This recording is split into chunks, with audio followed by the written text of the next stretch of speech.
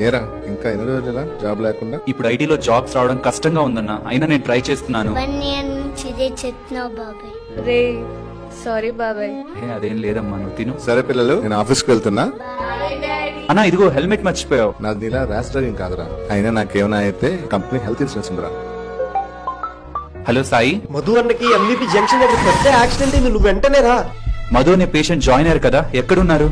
Doctor మా అన్నకి ఏమైంది? మేజర్ రోడ్ యాక్సిడెంట్ ఇది. బ్రెయిన్ సర్జరీ వెంటనే చేయాలి, 10 లక్షలు అవుతుంది. అన్నయ్యకి కంపెనీ హెల్త్ ఇన్సూరెన్స్ ఉంది డాక్టర్, ఇది ఒకసారి చూడండి. ఇది 2 lakhs వరకు కవర్ చేస్తుంది. రిమైనింగ్ 8 lakhs మీరు పే చేయాలి. 8 lakhs? ఎవరిని అడగాలి ఇప్పుడు? ఒక్క నిమిషం, ఇది మా ఫ్యామిలీ హెల్త్ ఇన్సూరెన్స్ డాక్టర్, ఒకసారి చూడండి. ఓకే, ఒకసారి చెక్ చేస్తాం. దీంట్లో 20 lakhs వరకు హాస్పిటల్ బిల్ కవర్ అవుతుంది. సో ఇంకా మీరు 1 రూపీ కూడా పే చేయని అవసరం లేదు. హలో, పేషెంట్ బిల్ కవర్ అవుతుంది, మీరు వెంటనే సర్జరీ స్టార్ట్ చేయండి. జాబ్ లే నీకు 20 lakhs మెడికల్ కార్డా? మా ఫ్యామిలీ ఆల్రెడీ ఫైనాన్షియలీ చాలా ప్రాబ్లం లో ఉంది సాయి. ఒక్క అన్నయ్య సాలరీ మీద